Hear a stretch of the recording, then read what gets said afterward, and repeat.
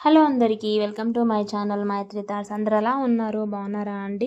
So friends, Thursday వచ్చింది. Vlogs అయితే ఇంక ఇక్కడ నుంచి స్టార్ట్ చేసేస్తాను. So every week Thursday, Friday, Saturday, Sunday 4 days ఖచ్చితంగా షూట్ చేస్తాను. తర్వాత స్పెసిఫిక్గా మండే ఏదైనా పూజ చేసుకుంటే ఆ రోజు వ్లాగ్ షూట్ చేస్తాను. సో నెక్స్ట్ వచ్చేసి మధ్యలో ఒక రోజు ప్రెగ్నెన్సీ ఏదన్నా కంటెంట్ ఉన్న వీడియో, ఆ తర్వాత ఒక రోజు ఫుడ్ వ్లాగ్ పెడుతున్నాను అనమాట. సో థర్స్డే రొటీన్ అయితే స్టార్ట్ అయిపోయింది. థర్స్డే అంటే చాలా పనులు ఉంటాయి నాకు. గురువారం సాయిబాబాకి ఒక్క పొద్దు. సో టైం అయితే 10 to 6 అవుతుంది. వాటర్ లేవు, యాక్చువల్లీ వాటర్ రావట్లే మా ఏరియాలో. వాటర్ లేవని చెప్పేసి నిమ్మలంగా చేస్తున్నాను పనులు. అలా చాలా టైం వేస్ట్ అయిపోయింది నాకు. అంత పూజా కార్యక్రమం థర్స్డే కంప్లీట్ అయ్యేసరికి 11:12 అయిపోయిందనమాట. సో రొటీన్లోకి అయితే వెళ్ళిపోదాము. మొదటిసారి మన ఛానల్లో చూస్తున్న వాళ్ళైతే వ్లాగ్ నచ్చితే please like, comment and subscribe. పక్కన ఉన్న బెల్ ఐకాన్ని ప్రెస్ చేసినట్లయితే నెక్స్ట్ టైం వీడియోస్ అప్లోడ్ చేసినప్పుడు నోటిఫికేషన్ మొబైల్కి వచ్చేస్తాయి. అండ్ థర్స్డే మెన్లోకి మార్నింగ్ బ్రేక్ఫాస్ట్లోకి కొర్రల దోశ. జనరల్గా కొర్రల దోశలో కొర్రలు మినపప్పే వేస్తే నానబెట్టి ఫర్మెంటేషన్ పెడతాను రుబ్బేసి. కానీ ఈసారి కొంచెం బియ్యం వేసాను, సగ్గు బియ్యం వేసాను అనమాట. సో కొంచెం పిండి కొంటి పెంచడానికి. ఆ తర్వాత దోశ కాంబినేషన్లోకి బీరకాయ టమాటా చట్నీ అండ్ పల్లీ చట్నీ కంపల్సరీగా చేస్తాను. నెక్స్ట్ వచ్చేసి ఈరోజు లంచ్ మెన్లోకి మిక్స్డ్ వెజిటేబుల్ రైస్ అనమాట. జనరల్గా మనము వెజిటేబుల్స్తో చాలా ఉన్నాయనుకోండి, పలావ్, బిర్యానీ, ఫ్రైడ్ రైస్ చేస్తాం. బిర్యానీ కావాలంటే దమ్ చేయాలి, ఫ్రైడ్ రైస్ కావాలంటే సాసెస్ సోక్ చేసి సాసెస్తో మంచిగా కలిపి చేయాలి. తర్వాత పలావ్ కావాలంటే టమాటా దంతా వేసి మళ్ళీ రైస్ కలిపి కుక్ చేస్తాం. కానీ పలావ్ కాదు, బిర్యానీ కాదు, ఫ్రైడ్ రైస్ కాదు, వెజ్ రైస్ అంతే. సో మా దగ్గర ఉన్న వెజిటబుల్స్ అన్నీ కూడా వీలైనంత చిన్నగా కట్ చేసుకొని రైస్ వండుకొని రెండు మిక్స్ చేసి కలపడం అనమాట. యమ్మీగా వచ్చింది ఫస్ట్ టైం ట్రై చేసినా కూడా. అండ్ మన channel lunch box series start చేశాను కాబట్టి ఎవ్రీ వీక్ ఒక లంచ్ బాక్స్ రెసిపీ పెడుతున్నాను, పోస్ట్ చేస్తున్నాను కాబట్టి ఇలాంటివన్నీ కొత్త కొత్తగా ట్రై చేస్తున్నాను. అది కాకుండా నేను ఎవ్రీ థర్స్డే ఒకటే పూట తింటాం మధ్యాహ్నం. And morning and evening morning A tiffin చేస్తే ఈవినింగ్ అదే ఉంటుంది. మ్యాక్సిమం థర్స్డే మా ఇంట్లో దోశనే ఉంటుంది. వెనస్డే మ్యాక్సిమం ఇడ్లీయే ఉంటుంది. ఇంకా అది కన్ఫామ్ అనమాట. కొన్నేళ్ళ నుంచి అలా వస్తూ వచ్చింది. ఎప్పుడైనా ఊరికి వెళ్ళినప్పుడో ఏదైనా చేతగానప్పుడో తప్పించి అది స్కిప్ చేయను అనమాట. ఎందుకంటే మా ఊళ్ళకి ఉప్మాలు నచ్చట్లేదు, నాకు ఉప్మా అంటే ఇష్టం ఉండదు. కాబట్టి ఇడ్లీ, దోశ, వడ, ఈ తర్వాత సేమియా ఉప్మా తింటాం కానీ నార్మల్ రవ్వ ఉప్మా, గోధుమ రవ్వ ఉప్మా పోవట్లేదు. సో ఇంకా ఫస్ట్ అయితే నేను నా స్టైల్లో బీరకాయ టమాటా చట్నీ చూపిస్తున్నాను. ఇది చాలాసార్లు థర్స్డే వ్లాగ్లో చాలాసార్లు షేర్ చేశాను, షేర్ చేశాను. బట్ వీడియోలో నేను ఒక రెసిపీ కూడా షేర్ చేస్తాను కాబట్టి ఇదే రెసిపీ పోస్ట్ చేస్తున్నాను. అండ్ ఆ రెసిపీని చూపించుకుంటూ స్టవ్ మీద ఏదో ఒకటి పెట్టుకుంటూ నేనైతే ఇల్లు క్లీన్ చేస్తాను. ఎందుకంటే థర్స్డే చాలా పనులు ఉంటాయి కాబట్టి. ఇంకా అదే కాకుండా ఏంటిదంటే మాకు వాటర్ ప్రాబ్లం రావడం వల్ల సో పక్కన నైబర్స్ వాళ్ళని అడుక్కొని సో అక్కడ టైం అంతా కొంచెం ఎక్కువ అయిపోయింది ఈరోజు. సో నెక్స్ట్ వచ్చేసి ఏంటంటే ఈ బీరకాయ టమాటా చట్నీకి స్టవ్ ఆన్ చేసుకొని ప్యాన్ పెట్టుకొని కొద్దిగా ఆయిల్ వేసుకోవాలి. ఇందులోకి కొద్దిగా జీలకర్ర వేసుకొని కట్ చేసి పెట్టుకున్న టమాటా ముక్కలు, బీరకాయ ముక్కలు, పచ్చిమిర్చి ఇవన్నీ వేసేసుకోవాలి. మంచిగా ఉడికించుకోవాలి. ఇందులోనే కొద్దిగా నువ్వులు వేసుకోవాలి. 2-3 టేబుల్ స్పూన్ల నువ్వులు. ఇలా పోపులో కాకుండా ఇలా వెజిటేబుల్స్ వేసినాక చేస్తే చాలా మంచిగా వస్తుంది టేస్ట్. తర్వాత పసుపు, తర్వాత ఉప్పు, నెక్స్ట్ వెల్లుల్లిపాయ రెబ్బలు, చింతపండు ఇవన్నీ వేసుకొని బీరకాయ టమాటా ముక్కల్ని మగ్గనిచ్చుకొని పూర్తిగా చల్లగా ఎంతవరకు పక్కన పెట్టేసుకొని రుబ్బుకొని పోపు పెట్టేసుకోవడమే. అండ్ నేను ఎక్కువ క్వాంటిటీలో కొత్తిమీర కూడా వేసాను. చాలా బాగా వచ్చిందనమాట చట్నీ. సో వాటర్ లేవు కాబట్టి ఇల్లు తుడవాలన్నా కూడా ఒక బకెట్ వాటర్ కావాల్సిందే. మళ్ళీ ఆ మాప్ స్టిక్ కడగడానికి ఒక హాఫ్ బకెట్ వాటర్ అన్నా కావాల్సిందే చిన్న బకెట్లతోని.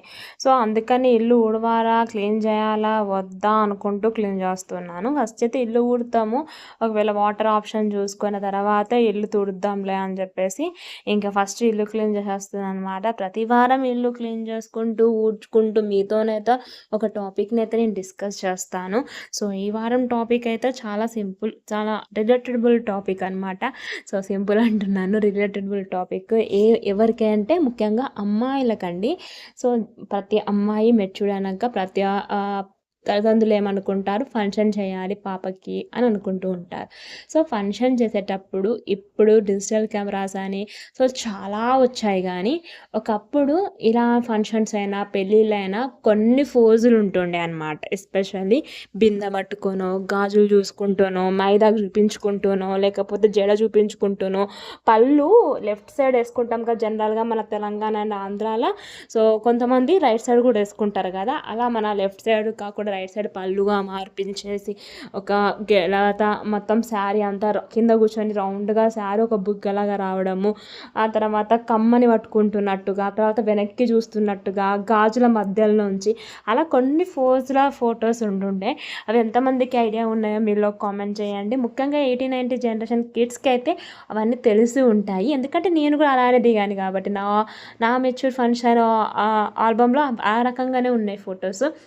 సో, అవి మీకు ఎంతమందికి రిలేటెడ్‌గా ఉందో కామెంట్ చేయండి. సో, ఇప్పుడు చాలా ఫోజులొచ్చి అండ్ వెనక మనమున్న ప్లేస్ వేరు, గ్రాఫిక్స్‌లో ఆ ప్లేస్ చేంజ్ చేసి రకరకాలుగా ఫోటో షూట్స్ చేయించుకుంటున్నారు. కానీ ఒకప్పుడు ఈ ఫోటో షూట్స్ లేనప్పుడు ఉన్న వాటితోని సర్దుకుంటూ ఈ ప్రతి ఒక్కరి ఆల్బమ్‌లో ఇవే ఫోటోస్. సో, ఈ మోడిఫై ఫోటోసే ఉండేవి.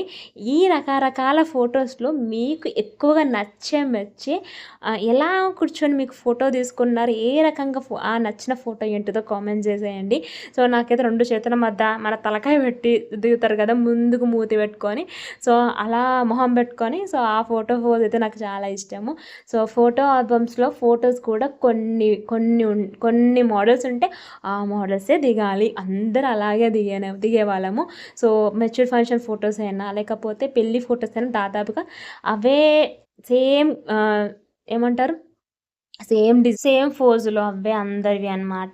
సో, కొన్ని రోజుల వరకు, కొన్నేళ్ల వరకు అవే ఫోజులనేవి ఎక్కువ క్లిక్ అయిపోయాయి. స్టిల్ ఇప్పటికి గూడా నా కూతురు ఏదన్నా మంచి డ్రెస్ ఏసుకుందనుకోండి, ఏదైనా ఫెస్టివల్ అయిందనుకోండి, అవే ఫోజులు చెప్తూ ఉంటా నేను గూడా.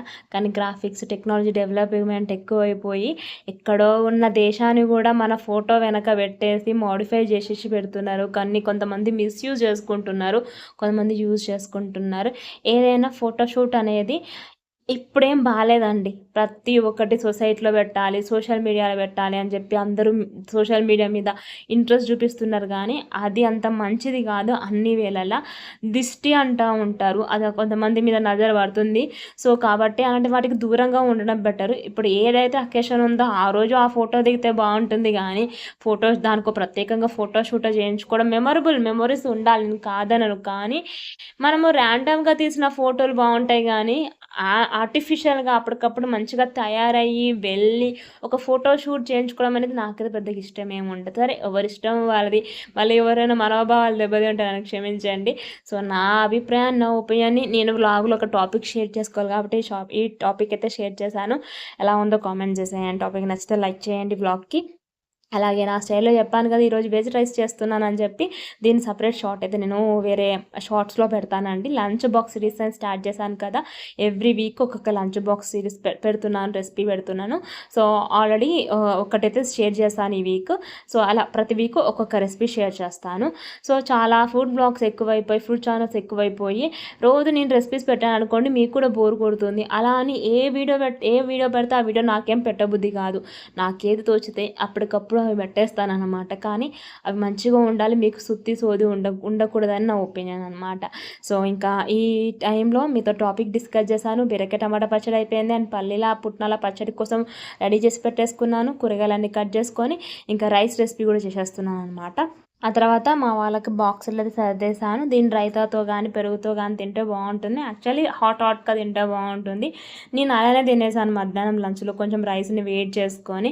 బట్ లంచ్ బాక్స్‌లో పిల్లల బాక్సే కానీ, హస్బెండ్ బాక్స్ కానీ అది చల్లగా అయిపోతది. వెదర్‌కి ఇంకా చల్లగా ఉండి అస్సలు తినబుద్ధి కాదు. ఇంకేదో ఒకటి అడ్జస్ట్ కావాలి అని చెప్పి తింటారు తప్పించి, ఇంటికొచ్చినాక ఏంటిది ఎలా ఉంది అంటారు కానీ, నార్మల్‌గా ఇది వేడిగా ఇలాంటి రైస్ ఐటమ్స్ వేడిగా తింటే యమ్మీగా ఉంటుంది. సో, ఇంకా మా హస్బెండ్ ఆఫీస్కి వెళ్ళిపోయారు, పాప స్కూల్కి వెళ్ళిపోయారు. సో నెక్స్ట్ వచ్చేసి ఏంటంటే ఇక్కడ స్టవ్ అంతా అగ్లీగా ఉంది.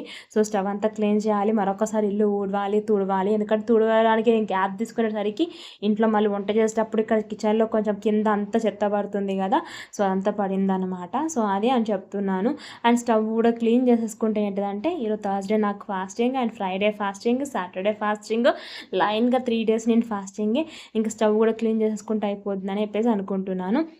జనరల్గా సాటర్డే ఫాస్టింగ్ ఉంటే నేను Friday night కడుక్కుంటాను.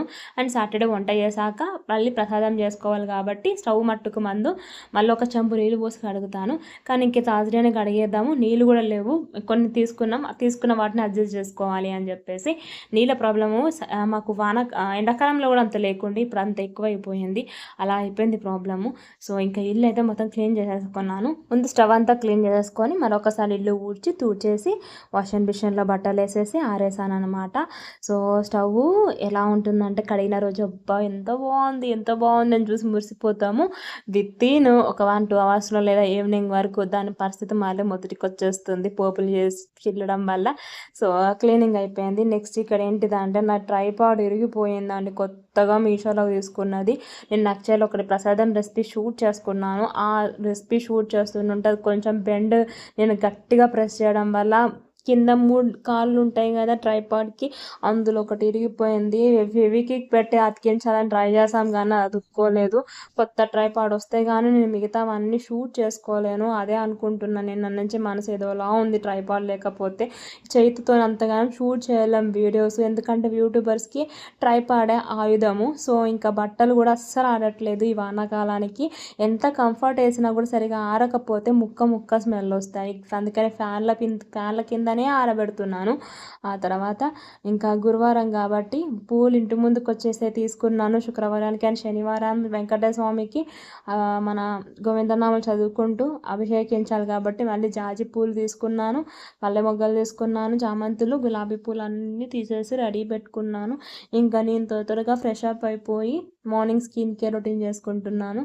Moisturiser and sunscreen, kajal, టిక్లీ పౌడరు. సో నా దగ్గర పాత ట్రైపాడ్ ఉంది కానీ అది బెండ్ అవ్వదండి. సో అందువల్ల నేను కొత్త ట్రైపాడ్ కొనుక్కున్నాను మళ్ళీ. ఇది నాకు చాలా కంఫర్ట్గా ఉండేది కానీ అది విరిగిపోయింది అని చాలా బాధేస్తుంది. అండ్ ఫైనల్లీ దేవుని సామాన్లు అంతా కూడా పితాంబరి వేసి తోమేశాను అనమాట. సో తోమిన రోజు ఎంత తెల్లగా ఉంటాయో.